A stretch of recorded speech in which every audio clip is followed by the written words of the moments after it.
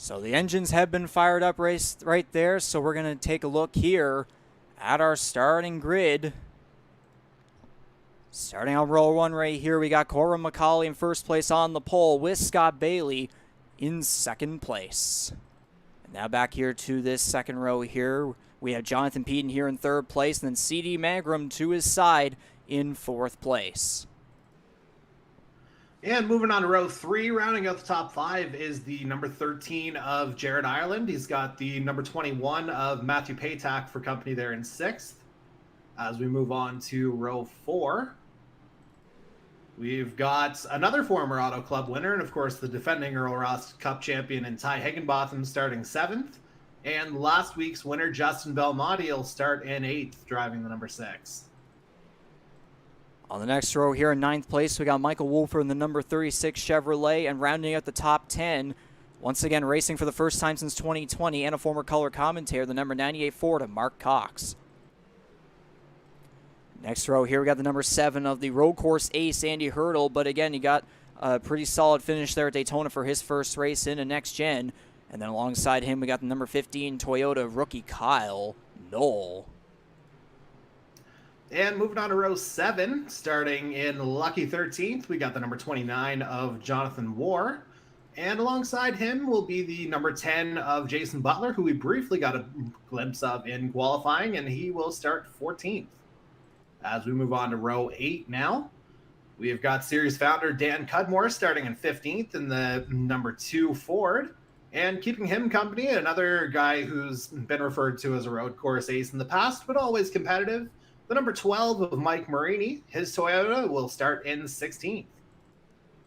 And on the next row here, we got in 17th place the number 23 Chevrolet of Ryan Gibson.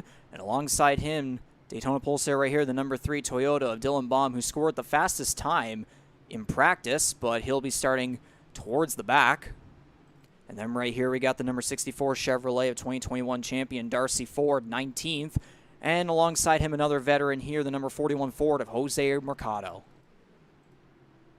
And rounding out the field as we continue into drivers who did not set qualifying times, we start with the number 93 Chevy of Tom Janikowski starting in 21st. And it looks like it'll be the number 77 of Hunter Young, keeping him company on the outside of row 11. And there you have it for your Kyle's Fried Chicken and Barbecue starting lineup right there. Is here, the pace car is off. The cars are going to roll through here to the green flag for the Kyle's Fried Chicken and Barbecue 200 Auto Club Speedway. We are underway with round 2 of 20 of season 4.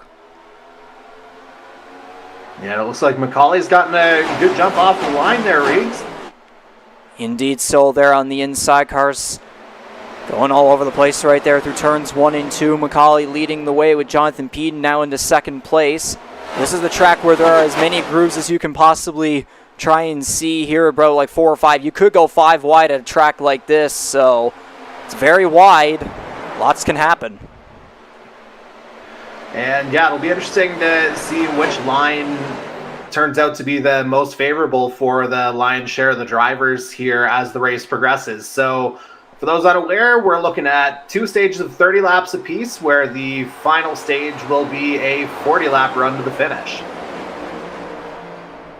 Some good information right there. Of course, we are seeing a lot of battles here. There's even some 3-wide action right here. Justin Belmonte down the inside right there with Kyle Knoll in the middle, a bit of sliding there back and forth. It does look to be a little bit of a hazy weather right now here in Auto Club, but I believe we were told that it will eventually clear up. We will hope that's the case. Yeah, it's not purple, but Jimi Hendrix would be envious of all this haze that's out here, Riggs. Yes. So now on, coming through for lap 3 of 100, Scott Bailey now trying to approach Cora McCauley here for the race lead. He's getting there quickly, trying to use the high side, maybe trying to do a bit of a Kyle Larson right there, maybe get a bit of a better exit there versus the inside with McCauley. McCauley prevailing so far, but we'll have to see if Bailey will try and get a good exit going right here. So they head down this bumpy back straightaway. And Bailey now to the inside. Here he comes. A battle for the lead into turn 3. Yeah, it looks like Bailey's got that inside line pretty well scouted. A bit of a switch on that back straight, it would appear. And yeah, he's got that 88 out in front here with McCauley maybe looking to make a move here on the inside.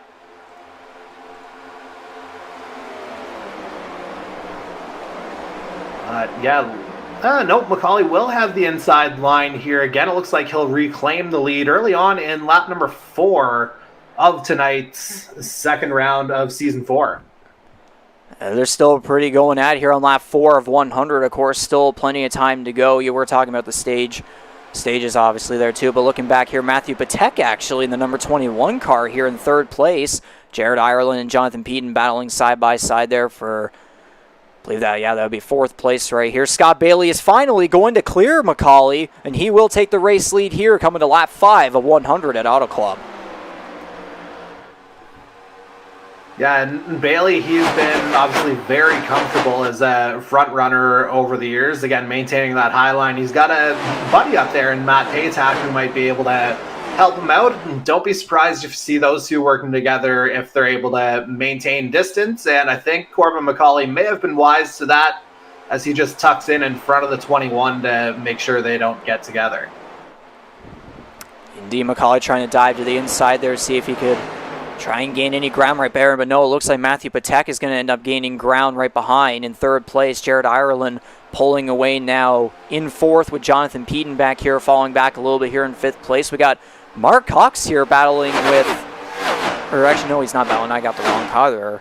That's on me, but the number 98 Smarties Ford right there doing pretty impressive for his first time racing, or actually no, this would be his second race back after being on hiatus since 2020. I'm sure, Jory, you would know about him because he came in and color commentated throughout 2021 before eventually leaving to me the roles. So I'm sure you know all about him. Yeah, MC gave fantastic insight over the course of season 2. It was a blast to be on those broadcasts with him. I know he was definitely in on the iRacing scene as well as the Assetto Corsa scene as well. So he's definitely no stranger to the online racing game, and you see tonight he's already made a heck of an impact. Started 10th, he's already jumped up 5 spots here at Riggs. Yeah, very, very good to see from him, of course, and they're obviously still kind of going at here up at the top with Scott Bailey still going at, but McCauley trying everything imaginable to try and get a run on him, especially on the inside. He's been stuck to that groove this whole race here, this first stage here so far. We can see some cars kind of going up on the high groove right there. Mark Cox, and I believe I'm trying to figure out the car there. That'd be Dylan Baum. There's a heck of a start because Baum didn't post a qualifying time, so he started 18th and he's already moved up to 6th. What a start from the 3. For sure. He's really trying to ride that wall right there, Kyle Larson style, and he's not hitting it well. Pretty good stuff there from Baum. I can see back here the winner of last week, Justin Belmonte, in 9th place right now. Still holding pretty firm here so far. Nothing to panic about in that kind of Mark Martin style throwback paint scheme.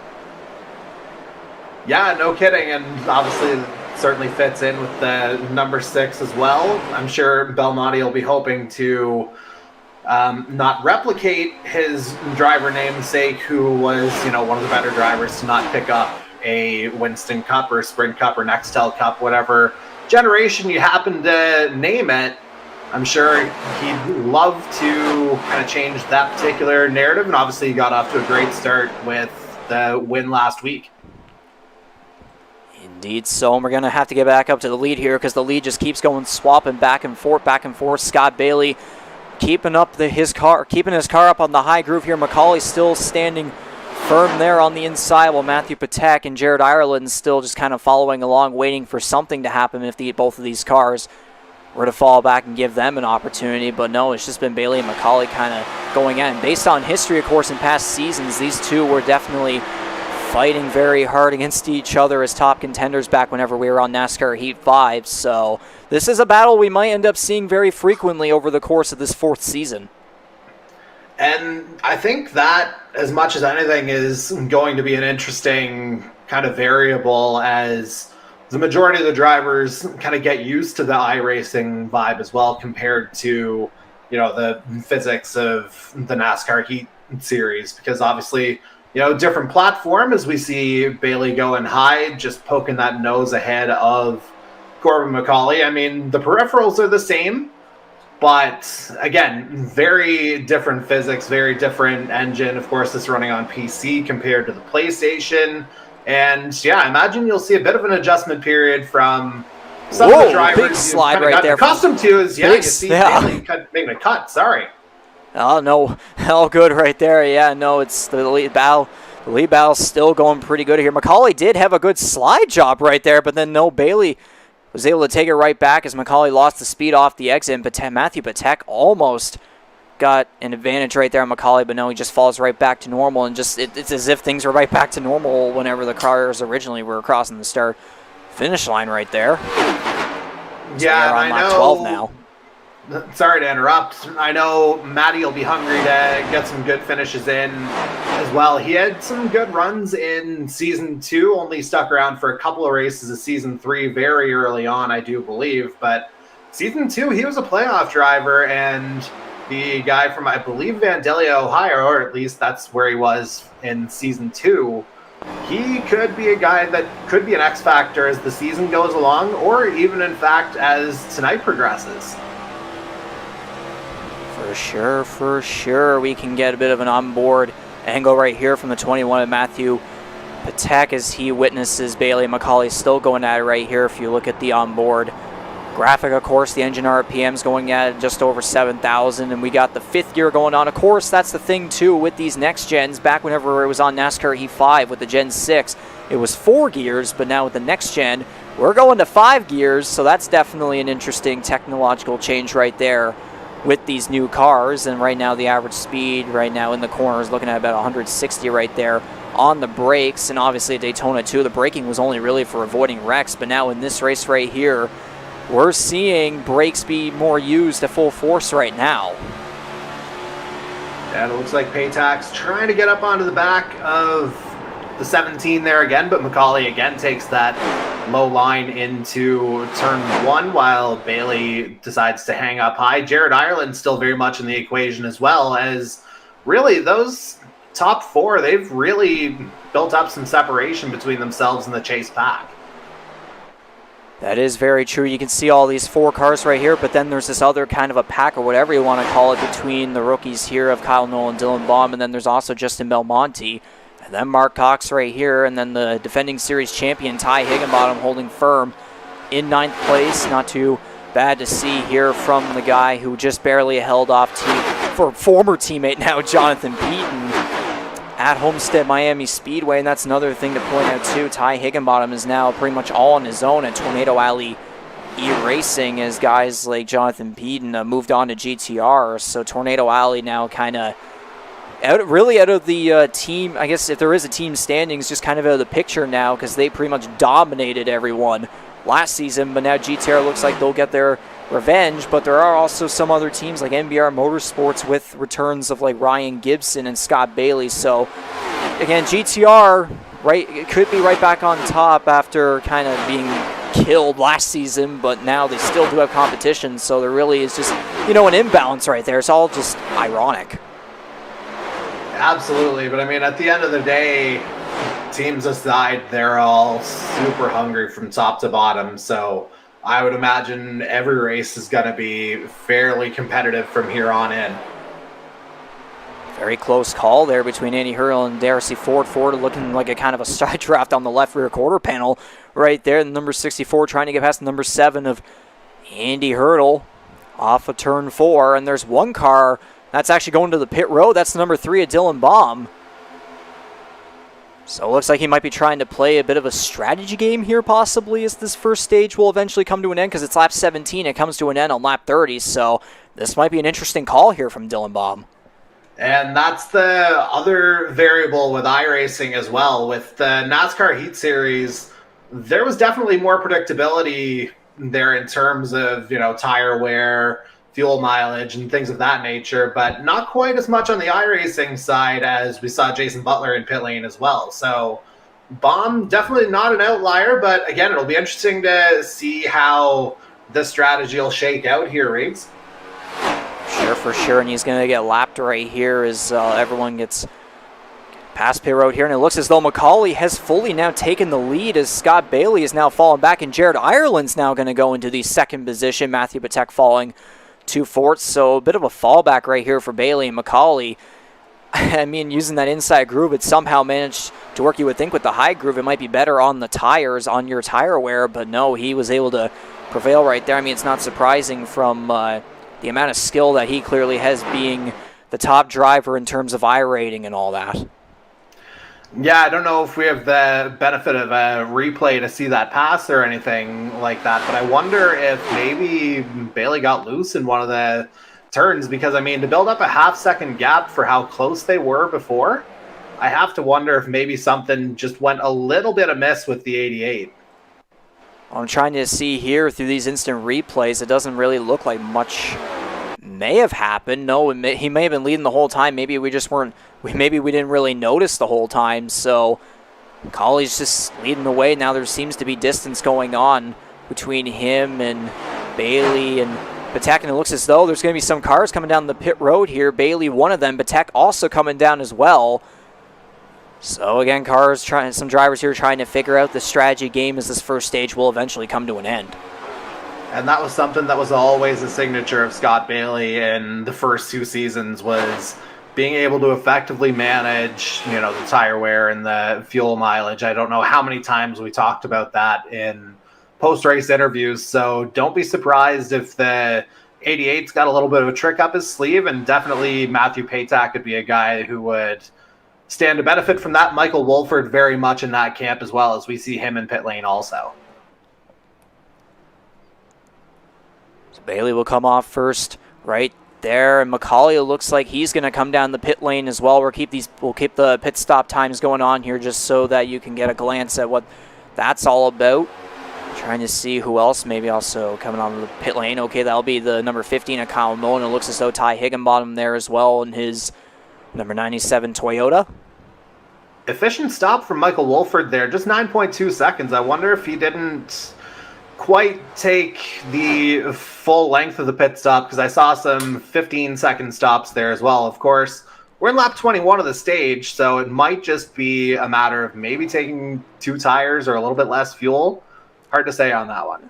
Well, yeah, I was seeing some discussions between drivers whether or not taking 2 tires might be necessary, but it looks as though some drivers might be taking that case. There might be also some fuel stuff there as well. And another couple cars will be coming down the pit lane here. Darcy Ford and Jonathan War in there as well. There was another car in there as well. I believe that was Jonathan Peden. Indeed it was. And Tom Janikowski there as well, coming into the pit lane, his number 93 car. Tom Janikowski was the only driver last week to DNF at Daytona. Everyone else was able to finish, but Janikowski got caught up in an incident that didn't result in a caution. Turn 3, a hard hit to the outside wall. So yeah, being the one lonely driver not to finish at Daytona of all tracks where everyone else finishes, that definitely is that's definitely got to be a little bit sore for him. Yeah, and it's again just kind of watching to see, just getting used to the physics of the iRacing, just seeing the car jacked up on the one side, a little bit strange, but as you were looking at the pit stop times a little bit earlier, wow, Jonathan Peden, I wonder if he incurred some damage, or wonder if that's maybe just them coming out of pit lane, the times that are in the 30s and the 40s. It does make me a little bit curious, but we'll try and now get back onto the racetrack. Justin Belmonte, go figure, now we're going to go right back to pit road here. Oh my, Justin Belmonte, why'd you have to do that to me, man? Yeah, these things happen. Yep, they do. And the number 23, Ryan Gibson, also coming down the pit lane there as well. We'll look back onto the racetrack. So CD Magram at this time on lap 24 to 30, at least for the stage, will be the race leader, with Jose Mercado not too far behind there. I would assume the cars tipping down low might mean that they'll be eventually coming down the pit lane, I would think. That's usually the tip-off, yeah. So expect Mangrum to come in here as well, and we'll see if Jose Mercado decides to stay out. I'd imagine. Looks like 41's staying out. He will stay out. Might as well lead a lap. Why not? And then come around next time to figure that out. Mangrum coming down the pit lane. Hunter Young, I believe, also coming down as well. And Marini. So Corbin McCauley looks as though he might be the leader and might be en route to a stage victory here. It would be obviously his first of the season. Jared Ireland there right behind will eventually be second place. Scott Bailey all the way back here in third, with Justin Belmonte making his way all the way up right there. It looks as though he'll eventually be fourth, so he might have pulled off a very savvy pit strategy call right there. So good stuff right there from the previous winner of this season. Yeah, as it'll be 5 laps to go at the line next time around in this opening stage, and looks like, yeah, was that Mercado just dipping down there. Now it looks like he's the only one who's yet to come in, and yeah, you see the time just evaporating there on the screen. Meanwhile, it looks like Jared Ireland's actually gotten ahead of Corbin McCauley here, so let's take a look at that lead battle. Something might have happened here. We will try and go back on the instant replay very quickly. Okay, he might have gotten a run right there. I'll get the instant replay going just a little bit more passive. McCauley might have had an issue there on the inside groove. You can see Ireland getting a good exit off of the high line. Then he goes to the inside, and eventually he will likely clear McCauley here. Indeed, he does on the inside groove. McCauley's staying on the high side. He'll then transition to the inside, but Jared Ireland's now going to take the lead away. That's definitely a shocker to see here. McCauley had quite the distance over him, but then just kind of fell off. So good stuff here from the rookie Jared Ireland, who did have a lot of success over at Daytona. Absolutely, and again, no stranger to the Canadian eMotorsports Network side of things, coming over from the F1 and IndyCar series, so definitely a familiar name to a number of the drivers in the field, and yeah, good to see him immediately integrating into the NASCAR iRacing side of things here, as well as looks like he's doing a good job of building up that gap. It's almost a second.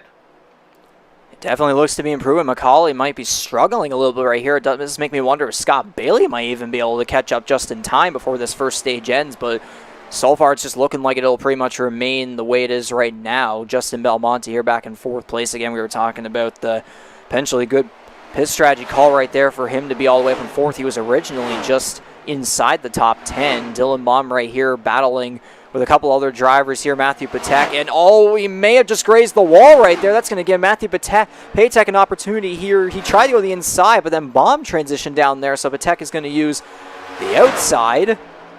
It's weird stuff there. If one of those is a lapped car, though. Riggs, take a look at the times.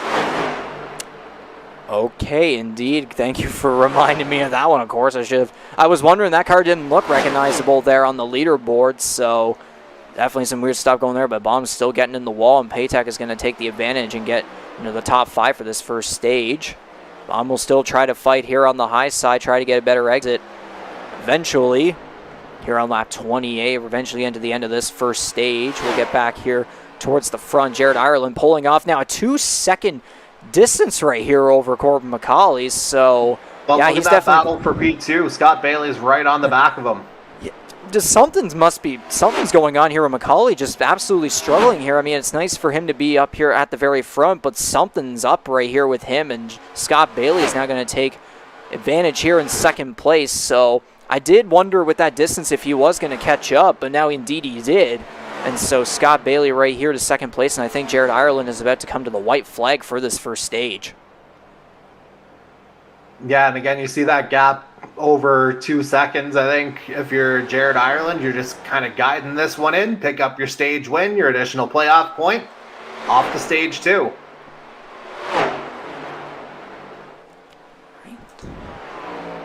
McCauley still using the inside groove there, falling back right there. Belmonte looks all good. Patek should be all good. There's Baum still kind of falling back. Mark Cox, Ryan Gibson will be fighting back here through turn 2, but we're going to get to Jared Ireland here. The number 13 Chevrolet rookie will come off of turn 4, and we will get to the first green checkered flag of this race. Jared Ireland is going to win stage 1 here at Auto Club in the Kyle's Fried Chicken and Barbecue 200, and we will likely eventually see the caution here as everyone crosses the line.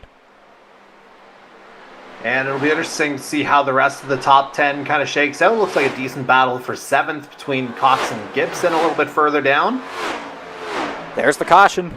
That's it.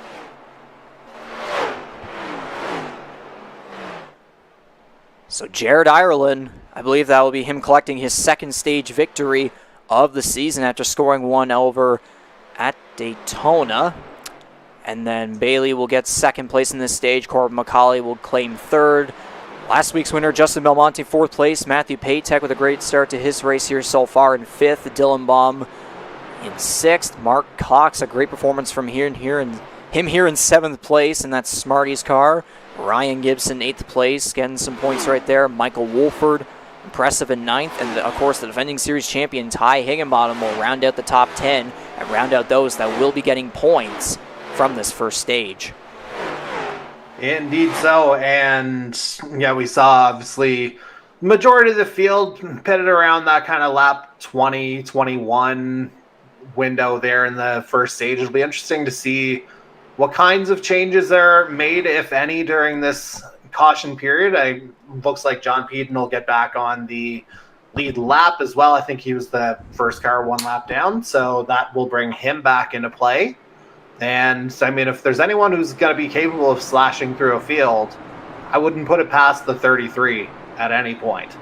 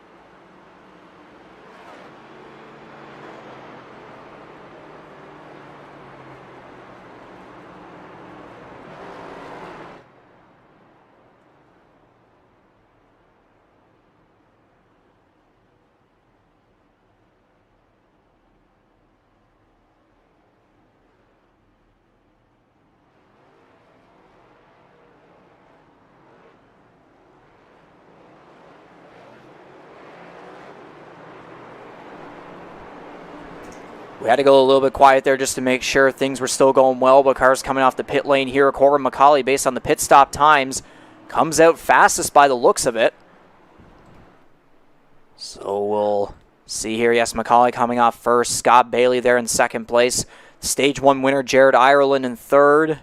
Belmonte comes out in 4th. Paytech 5th. So not really too many changes besides a little bit of the top 3 right here. Basically, you grab the top 3 from the stage and you basically swap it in a way right there, except for Baby Bailey. But, yeah, McCauley, I mean, seems like the guy here, but then again, though, he just has seemed to have some struggles here so far. But, again, he's still in the running there alongside Scott Bailey and Jared Ireland, as there's one thing here that I'm surprised I didn't really get into earlier in the race. Looking at this weather info for today, of course, it's a partly cloudy day, a little bit hazy. We got an air temperature of 18 degrees Celsius, the track temperature at 41 degrees Celsius, a humidity of 1%, 14 kilometer per hour wind speed. Now at 15, it's going to keep rapidly changing just like that. The wind direction pretty much is the same thing. It's going southwest right now here at Auto Club.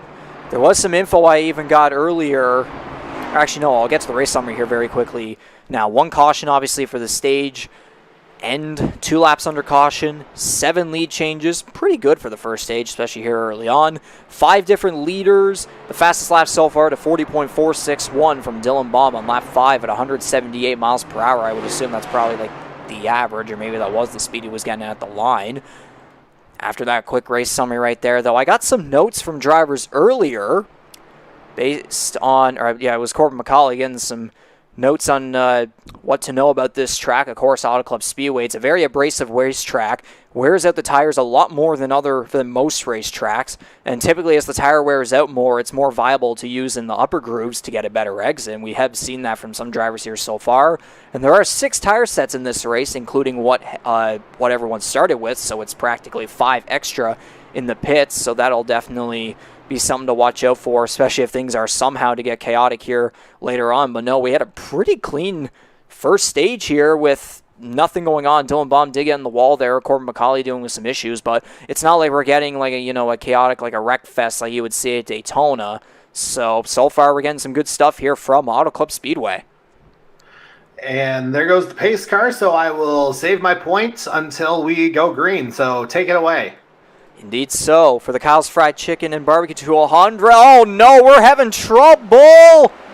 Dylan Baum goes around in the grass, and it looks as though he may have gotten very, very lucky right there not to go right back up into traffic. He definitely spun the tires, I would think, right there while trying to get going and shift up his car. We'll have to see what happened here very, very quickly. Yeah, suffice to say, not the start that the three would have been looking for to begin stage two. As we, take a look at the replay, just a little loose, and there he goes. I will say he is definitely very lucky that he didn't come back out right back on the field. He was very close right there. I think Jason Butler might have had something to do with that on that one right there, as I can try and get a better angle of what happened here as they will come through the tri-oval. Seeing kind of just a little bit inconsistent with cars moving and such. Just a bit of a checkup from the field, and then Butler maybe wasn't expecting it. But that's what happened there. Not good for Dylan Baum. We're going to get right back to the racing action as Corbin McCauley with a kind of almost like just over half a second distance there over Jared Ireland. Some battles going on here. Mark Cox trying to use the high groove to get beyond the top five right here. Yeah, as you say, very lucky off of that restart was Dylan Baum to not have things go any worse than they did. Obviously, as you say, he could have gone up into the wall instead of down into the infield. Very well could have atom bombed the back half of the field. So lucky that it's still pretty clean here so far, but it'll be interesting to see. Okay, something's still going on with Dylan Baum. He's coming right back up the track and he disappears. What is going on with him right now? Is he back on the pit lane right now, or is he out, or what is going on? Whenever this happened in NASCAR heat, we always suspected a internet connection issue. So I wonder if some kind of gremlins have befallen the number 3. We certainly hope that's not the case. I'll have to go back here. He was going down the back straightaway, just doing his thing, and then he just started shaking, and then just the car goes around into the grass here in turn 3. And on my timing screen here, he's pretty much blanked out. And if we go back to regular time here, he's pretty much out of this one. So do you think he may have potentially 2 laps down? Do you think he may have potentially quit, or what may have happened there? So, as I say, I wonder if it's a similar symptom to anything we would have experienced in the Heat series with internet connections. Again, hopefully that's not the case for the 3. Certainly he's proven to be competitive over the first third of this race, but again, hopefully it's nothing too substantial in his case. McCauley and Ireland there getting a little bit close. It was Ireland in particular. Bit of a very close clearing right there coming off of turn 2, but I mean, the racing for the lead has been pretty good so far here, particularly separated from other cars from behind. It was in stage 1 a little bit of the top 4 going at it, and then it eventually got separated. But McCauley using good draft right there to get to the inside of Jared Ireland's veteran versus, it's a guy that's been here since the very beginning versus a guy who is coming over here from Formula 1, of course. With Ireland, it's his first season here on iRacing, so transitioning over from the Formula 1 side. So again, a driver that's been here since the beginning. It's his 4th season. Then you got Jared Ireland in his first, so definitely quite the difference right there, but it only makes up for some pretty intense and entertaining racing. It does, and I have to wonder during that pit stop under the caution, I wonder if Corbin McCauley was able to rectify whatever situation kind of befell him in the last part of stage 1 that caused him to lose all that speed. Because it looks like he's got a more stable car under him to begin stage 2. For sure. Definitely had to figure something out with the setup. Right there, of course, that you are at least able to change, because there are in this series fixed setups. So there are some little things you can change, like brake bias, for example. So maybe it was something to do with that. So we'll have to see here as the long run goes on. In the short run, McCauley has been absolutely perfect. But then when it comes to the long run, and then through pit stops, didn't really come out in his favor, so we'll have to be a little bit patient there and see as that goes. But we are now at 19 laps to go until the second stage comes to a conclusion, so still plenty of time for things to roll around. But we're seeing some battles here. Ryan Gibson now making his way up into the top 5 here after originally being at the bottom of the top 10 and maybe even outside it a little bit. Some good stuff to see here from the number 23. Yeah, I believe he started toward the back of the pack. Yeah, lowest position 18th. I don't believe he set a qualifying time, actually. So, again, for him to make this move up into the top 5, great progress from the 23. I have to wonder if maybe there's a little bit of strategy going on down the field as well, with Scott Bailey in 13th and Matt Paytak in 15th after they ran in the top 5 for basically the majority of stage 1. Playing the long game, those two. Well, yeah, there is definitely that strategy that you can play out. McCauley looks as though he has kind of cleared the way for Ireland, but Ireland's going to try and get that draft along the high side. Here's the number 6, last week's winner. We're going to keep saying that over and over again, Justin Belmonte. Right there in 3rd place. Ryan Gibson getting a little bit closer right there with a bit of a, I think that was a slide job almost right there, but he hangs on right there in 4th place. Here comes Mark Cox now here in 5th place. Very, very impressive stuff to see from the guy that, again, hasn't raced in a very long time. Here in 5th place here, lowest position of 16th. His highest has been 2nd, but that was probably, again, because of the prior pit stop. So we saw there, no, now he's getting in the wall there. The broadcaster jinx happened. I just have to hate when that happens. I remember how many times back in the Heat 5 era where I would say stuff as color commentary, and then boom, something like that happens. And it was always with me. It was never really with you, Jordy, so... Yeah, he might have scouted that one out in his extra time in his hashtag MC Race Lab, for lack of a better term. Might have wanted to pull something, well, maybe not quite Chastain-esque, of course, but certainly, you know, Mark Cox, he likes to have fun. He likes to make things a little bit adventurous. And, I mean, through a race and, you know, almost half of this one, the results have been there for the 98. You can't really argue it so far. Indeed, indeed. It looks as though that most of these cars here within the top 5, 6, maybe even 7 are actually kind of staying a bit close together. Justin Belmonte is making his way up here, still in 3rd place, but is slowly approaching the top 2 cars. Is again, McCauley had a distance ahead, and even Ireland did a little bit over 3rd place and onward, but now they're getting a little bit close here. It might have some to do with the drivers and tire wear and all that stuff. So Belmonte might be getting close here to Belmonte getting close to Ireland right on the bumper, gives him a little bit of a tap as he goes high, and Belmonte is going to go to the inside. Ryan Gibson even, these guys are kind of catching up right here, so almost here halfway through this 2nd stage. Things are ramping up, but again, though, there might be another pit window that we'll have to see here very soon, so some good stuff happening here at Auto Club, at least it's not all chaos and wrecks and all that.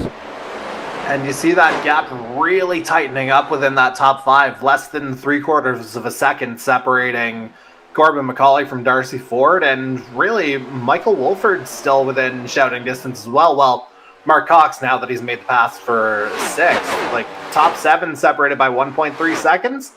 Man, oh man, this could be good, and we're only halfway through. And it looks as though, if I can get another angle here, it was almost 3 wide, I think, right there. Darcy Ford on the inside of Ryan Gibson down the back straightaway. Wolford and Cox also going at it back here for 6th place. And Belmonte and Ireland are getting pretty close right here. McCauley almost kind of getting a distance right there. Going once more. It's just inconsistent, just back and forth, back and forth. It's the whole kind of pattern we've been seeing here in this race so far, but then again, only kind of half a second. Belmonte, though, has been showing some really good speed here. He went, I believe, there from 4th to 3rd to 2nd, and now right here he might even try to challenge for the lead if he can catch up to McCauley and try and get some draft on the straightaways. Ireland maybe trying to get a good exit there on the high groove.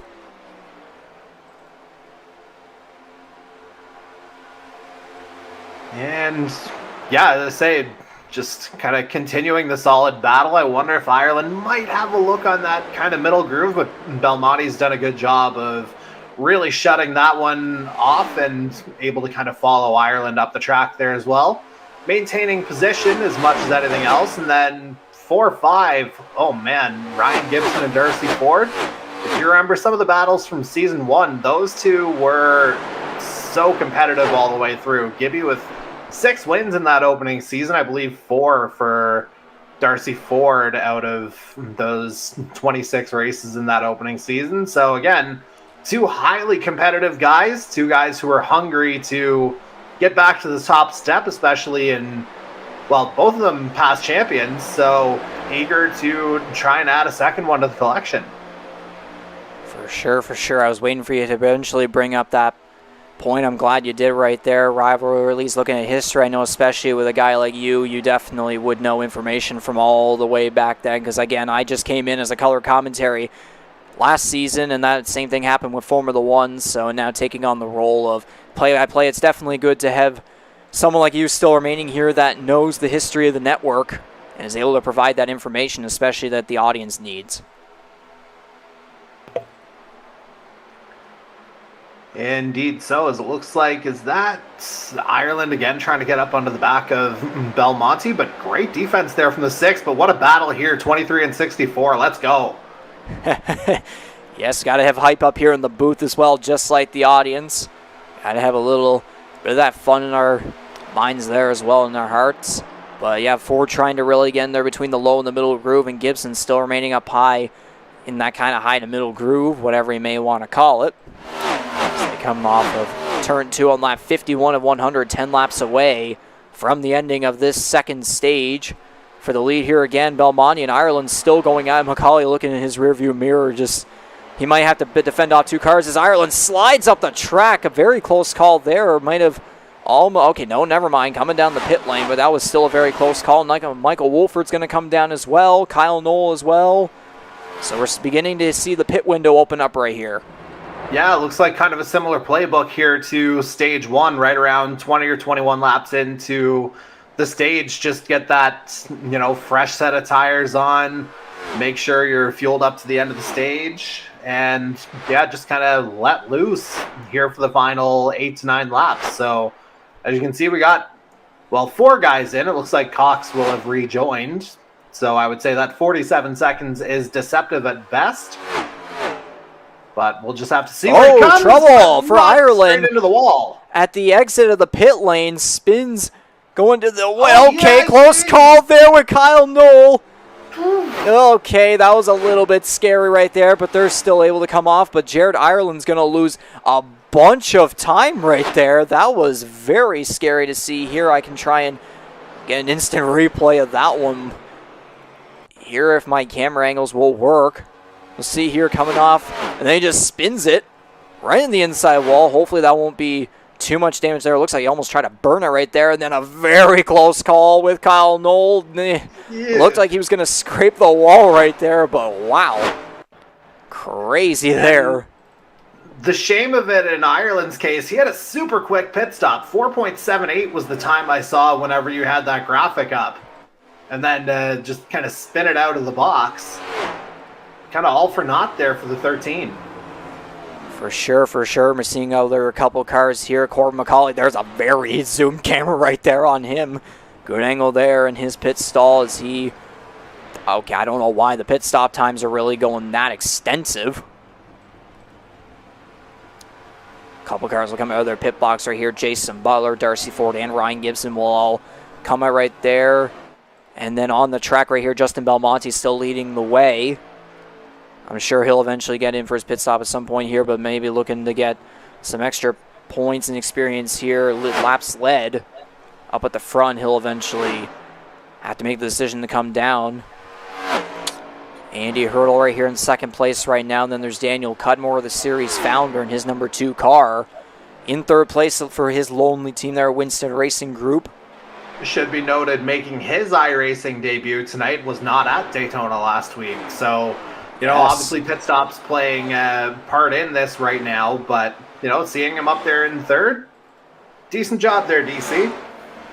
For sure. He was, I believe, the only guy that didn't show up at Daytona, which was, that was definitely unfortunate to see there, especially, ironically, being the series founder. But maybe it might have been a good thing, too, to try and stay out of all that chaos, because obviously there was the big... Stage 1 was just full of it. There were 2 incidents involving 2 cars each, and then we had the big one late, which did give a couple drivers a scare. But very luckily, though, there was that option of one fast repair, which gave guys like Corbin McCauley, for example, the opportunity to come back in and conquer the late strategy game and pull off a runner-up finish with a last lap pass. So Justin Belmonte will now come down the pit lane to make his pit stop. He'll try to see here if he might be able to come back up and maybe still have a chance here. Kyle Knoll now coming... Okay, we'll get back there. Kyle Knoll now coming back down the pit lane. Yeah, kind of barreled down there. I wonder if that was like maybe a last second decision to come back down. I wonder if maybe there's something more going on with the 15. Instant replay doesn't show a bit too much. He might have hit something. I don't know for sure. But Andy Hurdle's Speaking still... of more going on, I would have to imagine seeing him 20 laps down. I would imagine it's a connection issue potentially with Dylan Baum there. I would expect to not see him back in tonight's race, which is unfortunate. It very much is, and it'll definitely take a toll on his position in the points standings, also as well with him in the rookie standings. Andy Hurdle will now come down the pit lane, and so will Daniel Cudmore. So whenever this all plays out, Jose Mercado still leading the way. I wonder if he'll be eventually coming down the pit lane too, unless he wants to maybe try and get some of these stage points and then maybe play the long game into the third and final stage. Yeah, remember I was saying that about Scott Bailey and Matt Paytak? Look where they are on the leaderboard right now. Indeed so, second and third place right now. We'll have to see what Mercado does eventually here on lap 58 of 100. We'll be getting to 2 laps to go in the stage, so we'll have to see what happens here in just a little bit.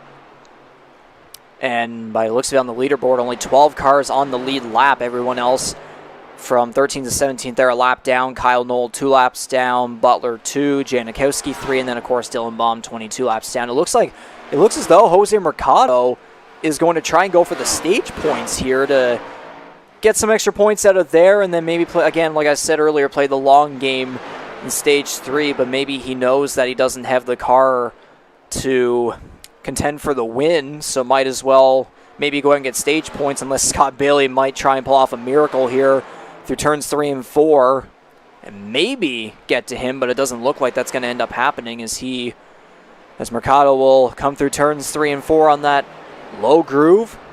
He'll come off with the lap car here, CD Magram, and to the line. Or no, sorry, there's still another lap to go, I believe, actually. That's a mistake of mine right there. Hang on. Yeah, now it's the white flag. There we go. Okay, no, never mind. I was saying, okay, all bad timing there. Scott Bailey's now coming up on Jose Mercado, so that is really, that's really odd timing and a bit embarrassing right there, but maybe Mercado will be able to hold him off. Could we get a photo finish for this second stage? Oh, both OGs here. This is going to be good. Mercado's going to block the ever-living heck out of Scott Bailey here. But is he going to try the high groove? Like his life depends on it.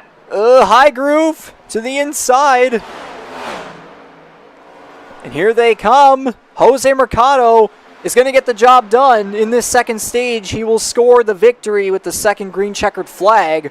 Scott Bailey barely behind him right there, but Mercado pulling off a good block there. I don't know how Bailey's going to react to that one. But we saw in stage 1, Jared Ireland getting the job done, the rookie, and now we have one of the, if I can recall the number here, one of 6 drivers who have run every single season here in the Canadian Motorsports Network NASCAR Series. Jose Mercado is going to claim the Stage 2 victory, as we will be under the caution flag now. So nice to see there for Mercado. Again, I was saying earlier, maybe he knows he doesn't have a car to contend for the win, but might as well get those extra points to gain maybe some sort of an advantage in the points after this race. Maybe he will still come out with like maybe a top 5 or top 10 finish. We'll have to see as the third stage comes around. Yeah, that's just good, hard racing on that last lap between, again, a couple of OGs in the series in the form of Jose Mercado and Scott Bailey there. I would not expect any quarter to be given between either of those two drivers. Scott Bailey, I would imagine if the roles were reversed, he would defend similarly, knowing the caliber of driver in the form of the 41. And, ultimately, as I say, just good, hard racing between those two right down to the line. Jose Mercado picks up the stage win, playoff point, which could be very beneficial later on. Did Mercado run out of fuel? He may well have. Back straight. Oh boy, Belmonte getting slow there behind him. Belmonte's going to help him out here. That's a good guy move. Oh, that's a story. That's a storyline right there. I mean, for the for those news stories I get it every week, I think I'll definitely have to mention that one. But a very sportsmanlike gesture right there from Justin Belmonte, last week's winner. He's, he actually got a race win getting a checkered flag, but now he's winning with some sportsmanship right there from rookie to veteran Jose Mercado. So fantastic right there from Justin Belmonte. You got to give him a round of applause on that one. Great stuff right there to help the man out. Yeah, help a fellow racer, because, no one would want to win under, suspicious circumstances or anything like that. Just have as many drivers out there as possible. Just beat the best of the best. For sure. And coming off the pit lane here, Scott Bailey is going to come out on top as other cars will eventually come along. But then again, though, the issue with Mercado there did cause cars to drop back because they were a little bit confused at what was going on and then probably didn't want to try and risk any potential black flags or anything like that. But now coming off the pit lane there, they will come around on the apron through turns 1 and 2. Scott Bailey leading the way. It looks as though Andy Hurdle right there in second place. Hurdle Squad! Yes. And again, though, too, for a guy like him, I probably should take the pit stop times off right there. We're not on the pit lane anymore. Yeah, for a guy like Andy Hurdle, he's mostly well known for his coveted experience in Formula 1. And as well, okay, my mind went a little bit blank right there. But yes, he's well known for being the road course ace and being in Formula being successful there in Formula 1. Unfortunately, we don't have any road courses on the Season 4 schedule for the NASCAR Series. As of course, it's kind of that motto of we want to be relaxed but also competitive. So again, it's only intermediates. It's 10 intermediates. We got the 3 super speedways, and then we have that 1 short track in North Wilkesboro. So unfortunately, that won't help in Andy Hurdle in terms of showing his skill on the road courses. But again, though, for his first race in the next gen at Daytona, he was able to get the job done with a solid finish there, and now right here he's in second place with 3 laps led even. Again, though, that was during some of the pit stops there, his lowest position, 19th. And it looks as though Scott Bailey chose the high side for this restart, but then again, going back to Hurdle, I'm sure coming from your experience being here since day one, I'm sure you definitely have some words to say for Andy Hurdle. He's just said Hurdle Squad right there, so... I did because I couldn't resist that. Andy came in Season 2. He's been a guy that's, he's been competitive in both of his NASCAR seasons, snuck into the playoffs in Season 2, then was able to perform to get himself into the round of 12 because I think he came in as 15 or 16 that year, if I recall correctly. And yeah, he was just able to find his game, and then as we moved on to the Formula 1 and especially the IndyCar series, he was a big advocate of the Project Cars franchise, which is what was the catalyst for us, and wound up winning the inaugural Indy 250 on that side of things. So it'll be interesting to see how he makes the transition here. It looks like we've got at least 1 more lap to go here under the pace car as the field gets bunched back up. Looks as though that is definitely the case here on lap 65 of 100. It looks as though we will be going to green here with, I believe that'll be 35 laps to go if my math is correct. Mm-hmm. So, looking here through this order so far here, we'll get the driver info tab going on here to see some of the info on these drivers so far. Scott Bailey here in first place, choosing the high side. He's led 12 laps in this one with the lowest position of 17th. We already talked about Andy Hurdle earlier. Matthew Patek in third place, hasn't led a lap yet, but he did show some pretty good top 5 pace early in the race in stage 1, then kind of fell back there in stage 2. I'm going to break in here, Riggs. I don't know if you've taken a look at the YouTube comments. I was noticing that. I was noticing that, McCauley. Yeah, just be on the other side of your wall, incurred a speeding penalty. Apparently so. He's back in 10th place right now, so that's definitely not going to help out. But then again, though, we've seen on the short runs, we've seen what he can do. Looking right there, he's led 25 laps in this race, only has the lowest position of 16th. He's currently 10th. So again, for the pole sitter, and And knowing his iRacing experience, his skills and all that, I'm sure he can definitely figure out a way to get back to the top. We saw his car improve after being a little bit inconsistent through stage 1, so we'll have to see what happens here for this. Yeah, we'll have to see here what happens for this third stage as the pace car will roll off. We'll be going back to green with 35 laps to go. The Kyle's Fried Chicken Barbecue 200 third and final stage is underway. Looks like Paytax made a good move here early on. Riggs jumping up to P2. Indeed so. It didn't look to be a good start there for Scott Bailey as he falls back to 4th place. Andy Hurdle and Matthew Paytack are going to battle side by side coming off of turn 2 here for the lead. Hurdle could clear him, but nope, not going to be able to. Just barely right on that right rear quarter panel. Justin Belmonte there in 3rd place. Scott Bailey still trying to stay right there. Going for the dive there. Behind, there's a caution out. Oh, let's go. What do we have? We'll have to see here. Something happened. Caution's out. Maybe someone spun, was able to get back going, but the caution is out. I think Jonathan Peden or Jason Butler might have been involved in this one. We'll have to get an instant replay going here, but the caution is out. Oh, there's someone going off in the back. Mark Cox, okay. McCauley. Oh, boy. Higginbottom as well. We'll have to see what happened here coming through the turn here. Ryan Gibson barely up the track right there. We'll see McCauley here, and then we'll get the perspective from up front. Okay, so one car went around. Magrum had trouble there as well. Oh, and then Higginbottom just straight up goes to McCauley, and then Magrum comes right back up. And I should definitely have the ticker off. I just remembered that has to be the case with replays. So we'll have to go back up here and see what may have happened. I think we'll go to Jason Butler and then see if maybe we'll get an idea of someone else. Mark Cox might have been a car that went around.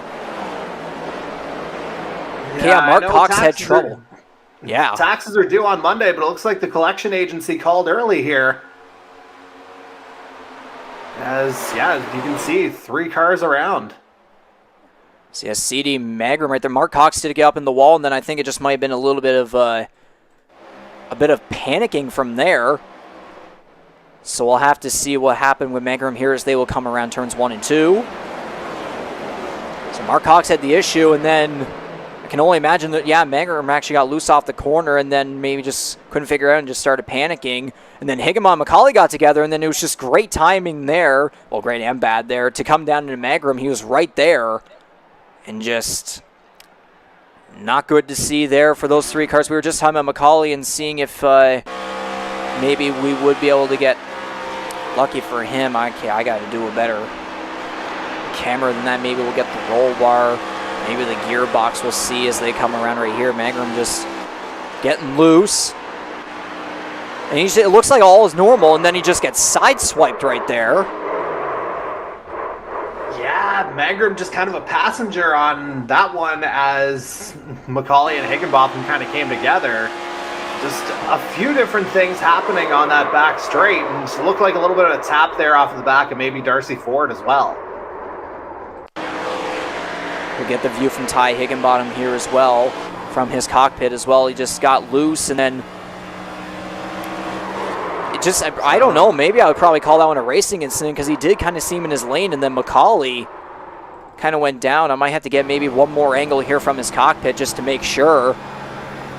He did get a little loose right there, and then, maybe it was an effect from Darcy Ford right there, kind of just panicking all over the place pretty much, maybe just a whole racing incident altogether, so just a very, very weird incident right there. But again, before the restart, we were talking about McCauley getting a speeding penalty, and then we were hoping that maybe he would be able to get right back up through the field, but then no, just a bunch of panicking, weird stuff going on. Okay, there's a car.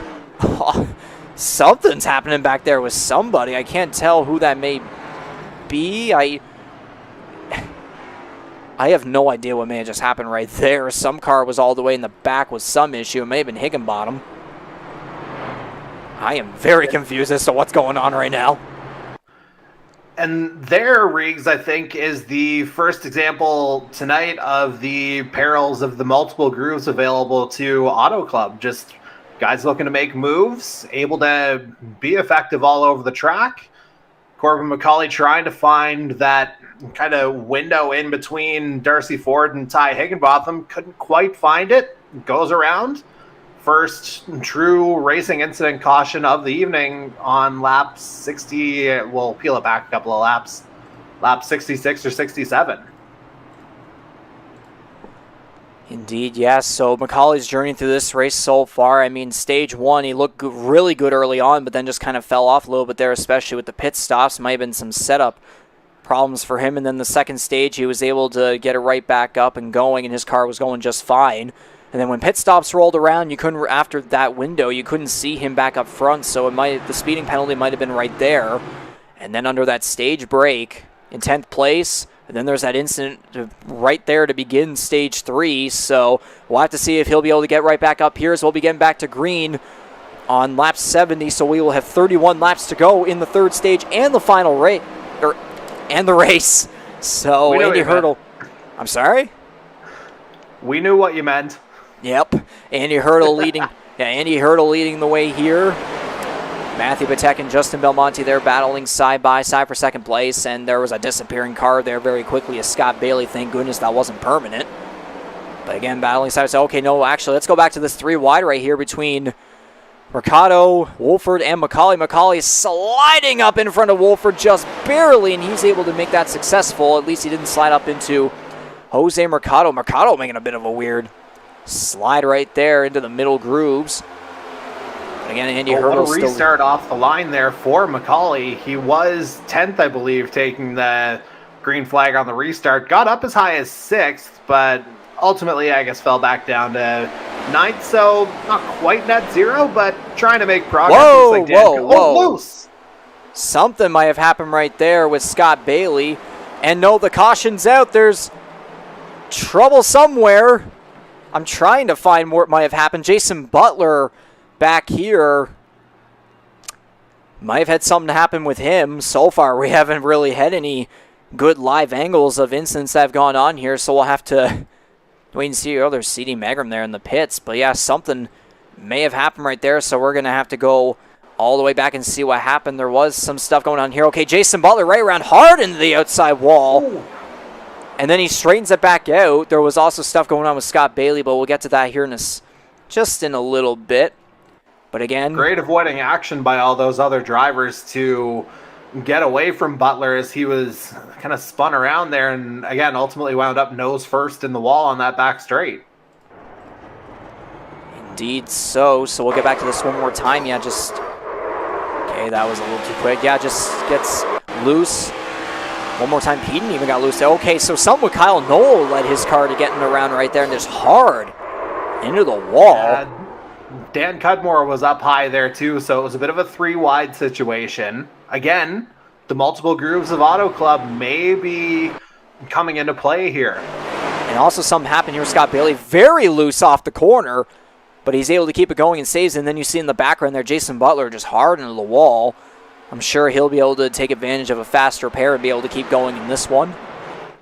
Although he is 2 laps down now, we'll have to see here as we get back. Yeah, he's still going here down the pit lane, but it looks as though he'll still be just fine.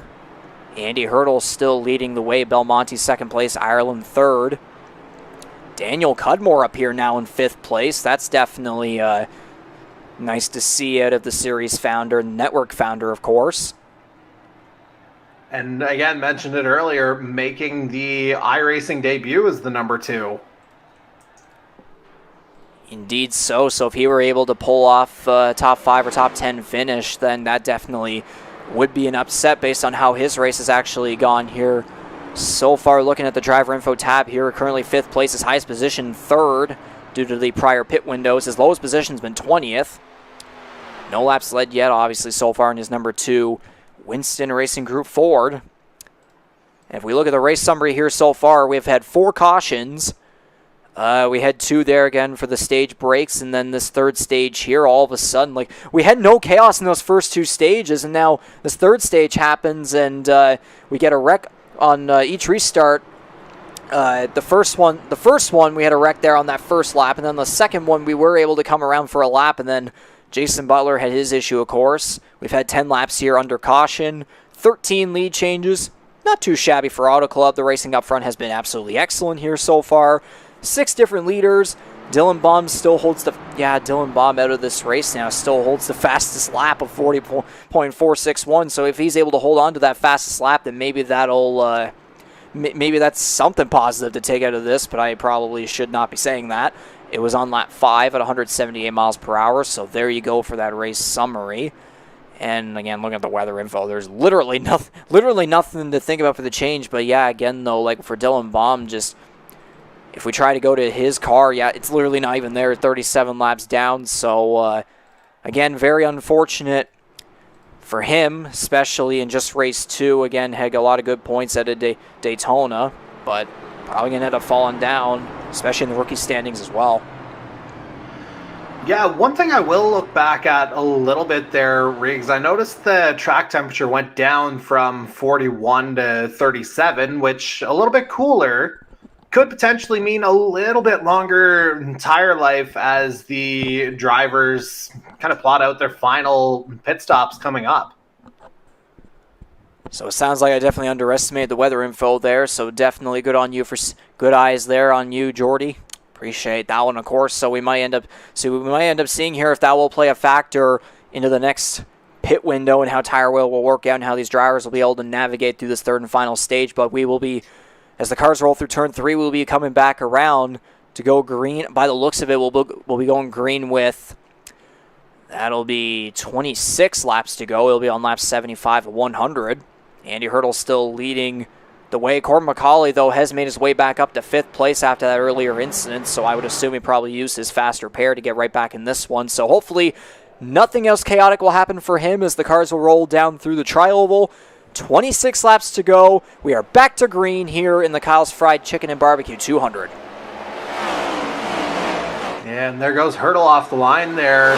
Riggs looks like he's taking a run toward that highest groove up on the track. Looks like fairly clean off the line here so far. Find some wood to knock on, though.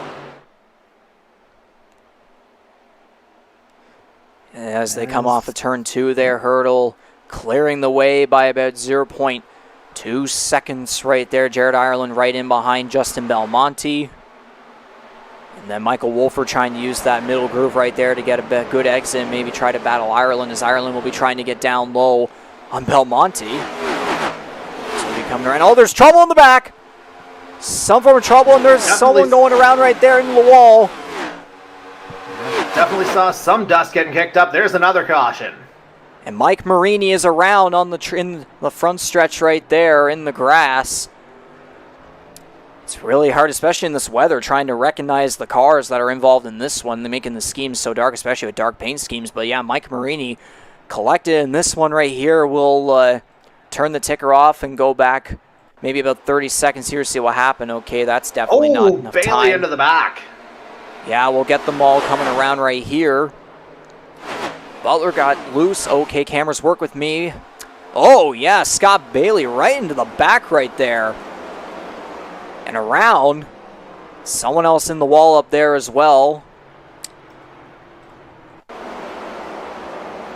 That may have been a little bit too much time right there to go forward. I think it might have been Jonathan War that might have been collected in that one. We'll have to just see here if my camera angles will work with me right here. But yeah, looking from Scott Bailey's perspective, Jason Butler just had a problem there. Almost was ran to the back.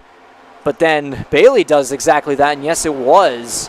In fact, Jonathan War going around in the grass, hits the outside wall.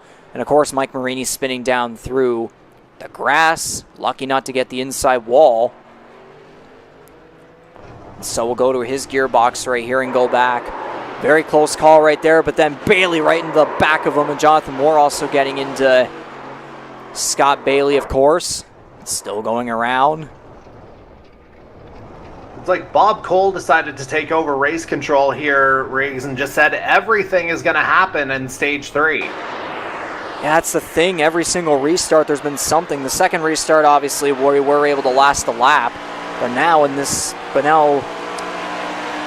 this time around, yeah, just looking at this here, right in the back, had nowhere to go. And then got into Jonathan War there. Marini then eventually spinning back down. Then was that War up in the wall around the start-finish line at the same time, or was that a fourth car collected? I'll go back about 10 seconds here. No, oh yeah, it looks like it was that car, but then no, yeah, Matthew Patek coming back around right there. Looks as though he probably just did a good job of avoiding the incident. Or no, he did actually tap the outside wall. Apparently, maybe you were seeing that one. But he did tap the wall regardless, so there's that incident right there as we'll be getting back to the front pit stops taking place that we just fortunately didn't miss out on right there, but we'll see how the field is shaped out. Ryan Gibson now leading the way with Matthew Patek second place, I believe. Yeah, Mark Cox is 2 laps down, so we'll ignore that. But Patek in second place. Corbin McCauley will be in third. Still making his way back up after earlier problems as he's been going through. Justin Belmonte here in fourth place. Jared Ireland right behind him. Andy Hurdle falling back there from first to sixth, I believe. Yes, it is. Wolford 7th. Scott Bailey, though, still coming right back up in 8th place, maybe using a fast repair right there. Jose Mercado, Stage 2 winner, 9th place. Daniel Cudmore still holding pretty firm in 10th place there. He's a guy that's known to be pretty conservative in his racing, so far it's been doing him favors here so far. A little bit of a close call there in that 3-wide situation earlier, but so far so good. Being conservative has worked so far. I mean, the way Stage 3's gone so far, I just find myself going back to the old adage here, Riggs. You got to be in it to win it. And, you know, these guys, it might just be not necessarily a war of attrition, just keeping things clean in these last 20 to 21 laps, making the right strategy call, which with all these cautions, that's a different variable into play because obviously strategies will be thrown off. But yeah, it'll be interesting to see who can find that balance and make their way up the field to take the checkered flag. Indeed so, and now looking back towards McCauley once again here in third place. Considering how his race has gone, I'm sure he would definitely love to persevere and get the job done, especially considering a certain NHL, National Hockey League team in particular, pulled off the absolute, unbelievable miracle because, 10 years ago, they're up 4-1, then, rest is history there, but then they did the complete opposite last night. I know that's going on a little bit off topic right there, but I'm sure Jordy, you might have some words to say, along with McCauley too. No, that felt good. Who's going to find the ultimate redemption here tonight in about 20 laps time, though? By the way, Dan Cudmore, Season 2, I still don't forgive him for that Montreal Canadiens paint scheme. Of course you don't. But no, with me, of course, I would very much appreciate from Cudmore. But we got to focus back on the race. Green flag is out with 21 laps to go in this third and final stage here at Auto Club for the Kyle's Fried Chicken and Barbecue 200. Ryan Gibson leading the way. McCauley down low. Matthew Patek looks as though there's some stuff going on back here. 3 wide. Wolford sliding up almost into the left rear quarter panel of Andy Hurdle right there, but very good right there in keeping the car straight and keeping their car straight, of course, as well. Jose Mercado. That's Ohio and Michigan battling it out there between Wolford and Hurdle. Wolford still trying to figure it out here with Jose Mercado. Good Lord. Ryan Gibson pulling out there. Corbin McCauley up there on the high. Okay, almost trouble. Turn out in the wall hard on the front stretch. Coming right back up the track into the wall again. And around goes Hunter Young through the grass. And the caution's out. Again. Yeah, what is happening? Well, again, to quote Bob Cole, everything is happening. I've always wanted to say that, but didn't necessarily want it to apply in Stage 3 here tonight. Tom Janikowski around. There's some damage right there in front of him as well. And that might be his rear end. I wonder what happened. I feel like I'm about to lose my professionalism here. What is happening? Well, again, that might be the end of his night here by the looks of it.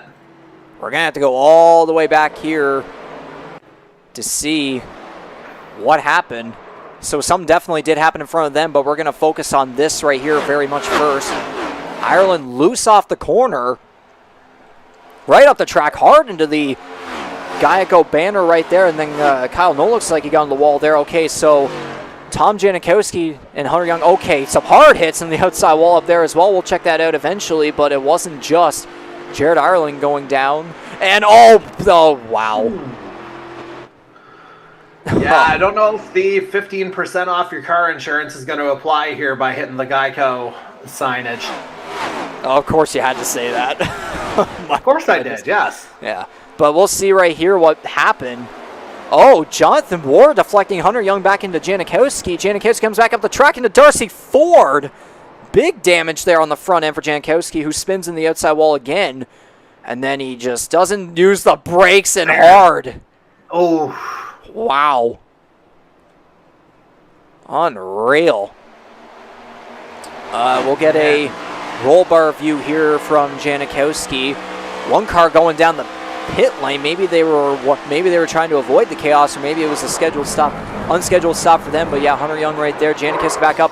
Hard hit into him from Darcy Ford, and then of course Jared Ireland comes in here and just wham.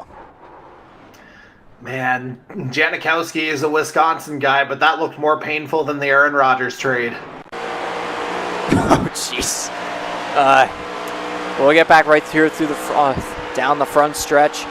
Ford looked like he was just fine down on the apron. Comes back up and then nowhere to go. Janikowski goes right back up the track. Ford is nowhere to go. Just unfortunate circumstances there for Darcy Ford. We might get an angle here. No, oh yeah, just barely. Ireland hard into Janikowski. Just a bunch of unfortunate circumstances here for those drivers. And now we've seen here the first two stages, we just saw complete clean in fantastic racing. Then we get to this third stage, and all of a sudden, like if we look at the race summary here, that's right there, 4 cautions within the span of just a certain amount of laps if you don't count the caution laps. So we've had 15 laps under caution here pretty much. We've only had like, what, 2 or 3 green flag laps in this third stage. So like, yeah, I'm at a loss for words. Well, I mean, there hasn't been a lot of on-track action to talk about, so it's easy to be lost for words in this particular case. Again, it's almost like the racing god said, yeah, there wasn't enough that happened in those first 2 stages. Everything's going to happen now. Pretty much, and another thing I've been thinking about too here as well, we're pretty much getting overdue for one little thing in particular that also does happen in real life with NASCAR on Fox. It's a part of thanking one of our sponsors here for the track cameras that we do use to enhance the broadcast for the Canadian Motorsports Network NASCAR series. Hopefully, if we can stay green on this restart, we can finally get into it, because if we don't do this shout out and this little thing, then like that definitely wouldn't go very well with that sponsor. But before we get to that, hopefully, we might as well shout out some of our other sponsors here that you've been seeing here on the tickers the race has gone on. We'd like to give a shout out to our sponsors, Holland Hurricanes, Kyle's Fried Chicken, who are obviously sponsoring this race. Thank you very much for that. Of course, we greatly appreciate your support and being involved with the Canadian Motorsports Network NASCAR Series, Rampage Coffee Incorporated, Wing Snob, and of course GTR being both the sponsor and a team. And there's one more sponsor in particular that we will eventually get to here very, very soon, if we again can, for the love of goodness, stay green off of this restart. Well, we'll find out soon enough here. We'll see if... Yeah, there goes the pace car. Yikes, nearly takes out Gibby. All right. We'll try one more time here. Green flag here in this third and final stage. 16 laps to go in the Kyle's Fried Chicken and Barbecue 200 at Auto Club Speedway. Ryan Gibson leads the field in turn 1. Keep her clean, boys.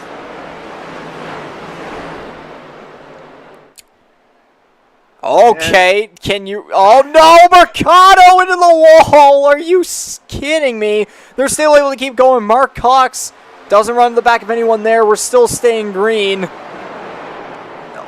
For now. He's still in the wall. Some 3-wide action going on right there, but we're still staying green.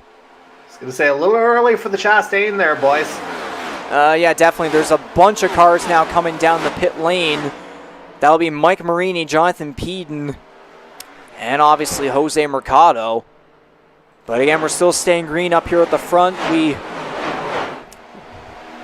I was saying earlier about that one sponsor. Okay, now are you serious? We're still having cars go around. Andy Hurdle having trouble. He's going to go around. Still green, still green. Hopefully not hit the inside wall. He's going to get it straight going. We're still green. Corbin McCauley leading the way. Okay, I can finally try this now. We would like to thank our our sixth sponsor, TrackCams22.com, for providing us the custom track cameras that you see here that we're using to enhance the broadcasting experience for the Canadian eMotorsports Network NASCAR Series. So here we go with some TrackCams22.com. Crank it up.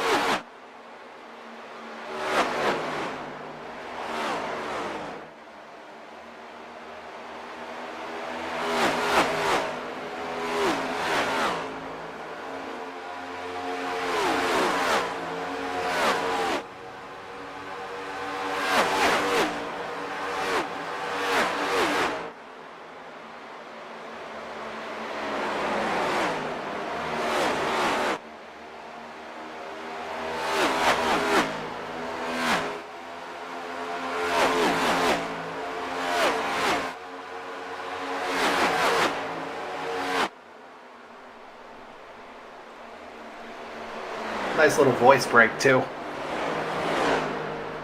Indeed so, but now our voices will have to get right back into this one as the field approaches 10 laps to go in this third and final stage to conclude the race. Again, thank you to TrackCams22.com for their oval package custom cameras that we can use to enhance the broadcasting experience. The links to their package and also their website are in the description below. So once again, we appreciate TrackCams22.com. Thank you very much. We'll continue to be using your fantastic camera angles for the rest of this fourth season and of course for our first annual iRacing season.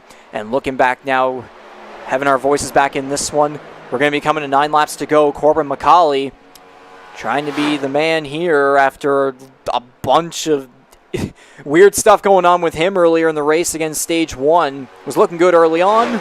And then later in the stage, seems like there were some setup issues and just the car wasn't really running well for his type of driving. Stage 2 comes around, his car looks a lot better. Then there's a speeding penalty. He comes out and restarts. When the third stage begins, he restarts 10th and then gets caught up in an incident. After that, I would assume he probably used a fast repair. And then, just kind of back and forth. He's been kind of remaining up here at the front. But now he finally, off of this past restart where we somehow didn't see a caution for any of those weird incidents that were occurring towards the back of the field. He's now back to leading this one, and looking at the driver info tab here, he's led 31 laps in this 100-lap race. His lowest position, 16th. But he currently sits in first, although he does have to look in his rearview mirror and have to look at Justin Belmonte, last week's winner, who was charging very hard. And he has been doing that ever since the second stage especially, because early on in the first stage, he was kind of more towards the bottom of the top 10. And, of course, you got, veteran Ryan Gibson, and then Matthew Patek, who I guess you could call an underdog in this case. I mean, he's the one driver out of the four in that group without a victory. He's been very close on a couple of occasions. I remember the finish at Canadian Tire back in Season 2 where he and Marini were basically like neck and neck coming through that final turn, but a little bit of an incident between those two resulted in Marini taking the win that particular night. But Matt Patek, he's been knocking on the door in the past, and it looks like he's back and potentially ready to try and make a move here in these final 7 laps. And about that, he just did coming off of turn 2 right there as Ryan Gibson went a little bit, slid up a little bit too much, got into the outside wall there and is now fallen back to 4th place. And Michael Wolford's now going to be challenging, or no, actually, that would be the lap car of Scott Bailey there. There's only 9 cars on the lead lap. But yeah, Ryan Gibson falling back there to 4th place after hitting the wall. So Matthew Patek moving up to 3rd. And then, of course, Justin Belmonte, who's led 7 laps in this one, still trying to fight hard behind McCauley and trying to find something here with 6 laps to go. And looking again through the rest of the top 10 here very quickly. Michael Wolford here in 5th place. Jared Ireland's been able to rebound after some hard hits earlier just in this stage in 6th place. So he took advantage of the faster pair there. Hunter Young also getting caught up in stuff, but he's in 7th place. And then how about that for the series founder and network founder and Daniel Cudmore in just his first race here in the next gen for the network, 8th place. Very, he's very kept his solid. nose clean. Pardon? He's kept his nose clean. Indeed so. He's said he's a very conservative driver, and he was saying that especially for Daytona, but then eventually he didn't show up. But now, like, even outside the super speedways, he's a very conservative driver, and that sometimes can help you out if chaos happens on a non-super speedway. So again, the way it is with conservativeness, sometimes it backfires and you're like not doing enough, you're not trying hard enough, but then at other times too, it helps you almost perfectly, and it looks as though it's going to do that with him getting the top 10. And then of course Jonathan War in 9th place, the last car on the lead lap. Very good there from him. Earlier on, he wasn't really anywhere there up in the top 10, got caught up in some stuff earlier as well, kind of hanging around, I think around the 15th or later range, and I think I saw some debris there on the apron along the front stretch, so I don't know what for sure may have gone on there, but with 4 laps to go, we might as well go to the leaders, and this is where it matters all the most as they will be coming around to 3 to go. This will be the ending right here. Justin Belmonte will try to find a miracle here, trying to get the draft off of McCauley here as McCauley drops down to the low groove. Belmonte barely catching up right there with the draft. As they head into turn 1, Belmonte will look to use a bit of the middle to high groove there. Now the middle, transitioning to the low.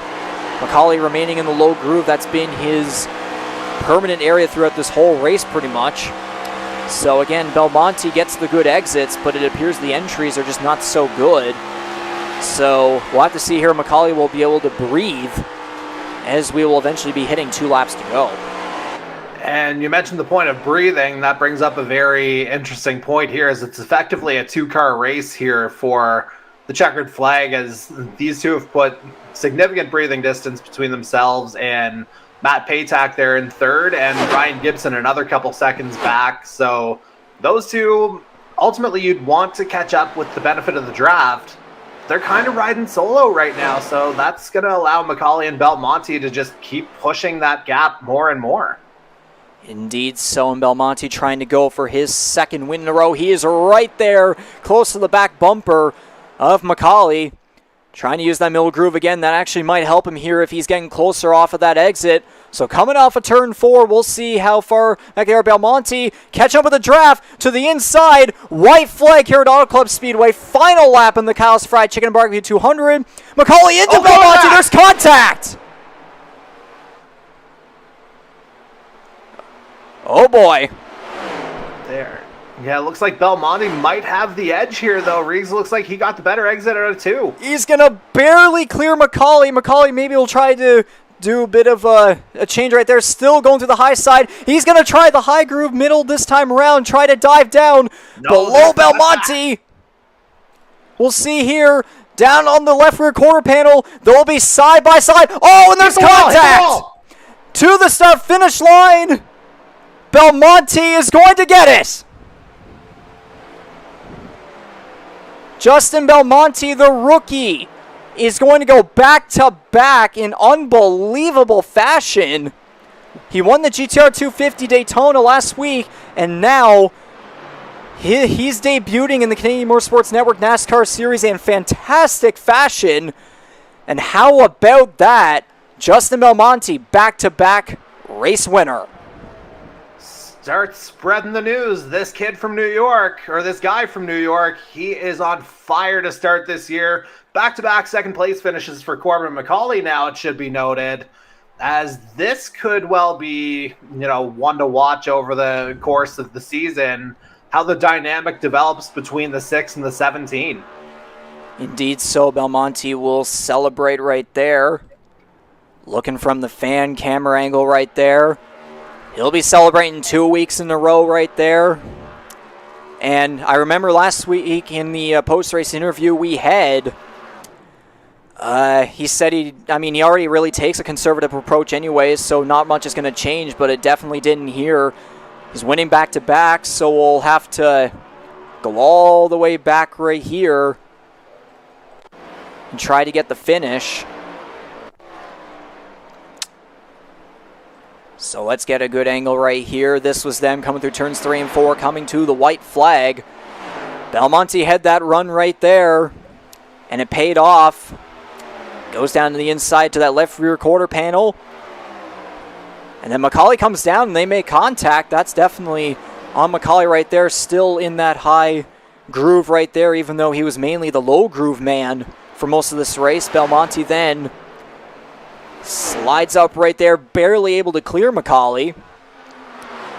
And then they keep going down the back straight. He just got the better positioning coming out of 2. You talked about Corbin McCauley being the low groove guy. Belmonte was able to cut back at the start finish, so he was able to get that low line. And even Belmonte in the wall that deflected McCauley back down. And then coming to the start finish line, Belmonte is able to hold him off, so that will be 2 weeks in a row, Belmonte and McCauley finishing first and second. So as Belmonte celebrates right here continuously, we will go to the scenic camera angle and we will toggle the unofficial results here. Justin Belmonte scoring the victory 2 weeks in a row in his number 6, Warrior Racing Ford from Pachigo, New York. I apologize if I did not say that first name very correctly there, but Corbin McCauley coming up with a runner-up position right there for a second week in a row as well. And how about Matthew Patek right there, scoring the 3rd place finish right there. Jordy, you can get some drivers in there in the results as well. Yeah, absolutely. Michael Wolford turning in a strong finish there in 4th. Ryan Gibson, he was hanging around the top of the field there, especially kind of in the latter parts of the final stage, led for a little bit, ultimately comes home in 5th. Jared Ireland there in 6th in the 13. He had a good run, unfortunately got caught up in one of the many incidents in stage 3. We'll have a lot to talk about that afterward, I'm sure. And then 7th, we've got a couple more 7s in the form of the 77 of Hunter Young. Series founder Dan Cudmore comes home 8th. Jonathan War, the last driver to finish on the lead lap in 9th, with Scott Bailey rounding up the top 10 there, Reeks. Indeed so, indeed so. Again, going back to those drivers like guys like Young, Cudmore, and War, fantastic finishes from those guys, the underdogs. Indeed, we will increase the field right here. Jason Butler coming up with an 11th place finish right there, 1 lap down, just falling short of a top 10, but still a decent finish. Very tragic right there for Andy Hurdle in 12th, who could have very easily, he had the pace for a top 5 finish tonight, but there were some stuff that that didn't go his way in the 3rd and final stage, and that ended up leading him to a 12th place finish. So again, not too bad, but again, it definitely could have been better for him. CD Magram, the first driver 2 laps down in 13th place, last year's Rookie of the Year. Defending series champion Ty Higginbottom in 14th place. Mark Cox did have the pace for a potential top 5 finish or top 10, but he comes home in 15th place. Definitely could have done better. Jose Mercado went through a heap of trouble, especially in that in the third and final stage, coming up in 16th. And for whatever reason, the drivers are just kind of flip-flop back and forth. The results are just doing that for whatever reason, but I'm going to assume... Okay, I can't see the 17th place driver. We might have to increase the field, but we'll just get through the order and just kind of random numbers. Marini 18th, Ford 20th, 13 laps down, definitely not good for the 2021 champion. Tom Janikowski 19th. And there we go to increase the field. You can see right there, Kyle Nolan 17th. Yeah, definitely an interesting third and final stage, to say the very least here, Mr. McCauley. For sure. Jonathan Peden will come home in 21st, 17 laps down. Dylan Baum, unfortunately, having issues earlier in the race right there. I believe it was in the second stage, and my memory is correct right there. 65 laps down. Very unfortunate for the rookie who did very impressive at Daytona. So that does it for the unofficial results right there. We will take off the corner logo overlay, and I will turn around right here to the camera. We'll get our faces onto the screen right here to conclude this one. There we go, just making sure things are all good, and turn the iRacing volume again. Right back to your point, yes, our face is now back in the camera. We just finished off round 2 of 20 there here at Auto Club Speedway.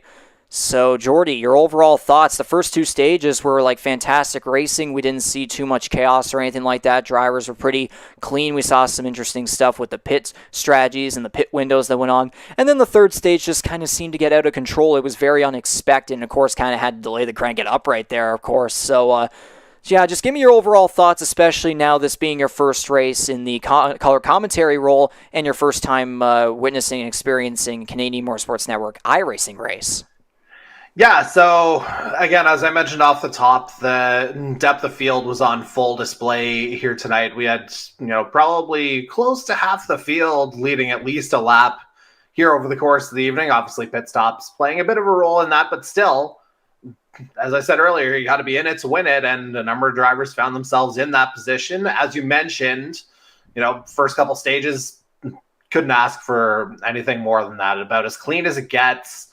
Then, as I said, kind of the perils of the multiple grooves available to Auto Club kind of collected some of our drivers, so to speak, on a number of occasions. Obviously, a bit of a stop-start nature for the majority of that final stage. Final 10 to 15 laps were pretty clean from what we saw. I don't think we had any cautions there late, so we were able to obviously get that good finish, and could be a little bit contentious with McCauley and Belmonte over the course of that final lap especially. But, I mean, some of that contact, I think you can just boil down to good, hard racing, man. And you saw it just coming right through, through the exit of turn 4. Obviously, you saw Belmonte end up in the wall, and that kind of cascading effect sent McCauley down into not quite the infield, but certainly below the white line. And ultimately that wound up being the difference at the end of the day. But I mean, if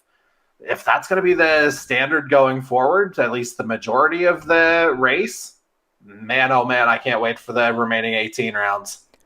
Indeed, I'll definitely be the same right there. So officially, that is going to do it for round 2 of 20 here at Auto Club Speedway for the Kyle's Fried Chicken and Barbecue 200. So two races down, still plenty more to go in this regular season and the whole season here, of course, for Season 4. And now, as I very quickly here pull off the schedule, next Tuesday, I believe we don't have a race name official just yet for it, but on May 2nd, 2023, next Tuesday night, we will be heading into another intermediate at still on the West Coast at Las Vegas Motor Speedway for round 3 of 20. So again, still kind of going in with the intermediates and such, so kind of keeping on that consistent pattern right there. So based on what to do right now, I believe that should do it here for you, Jordy. Of course, I will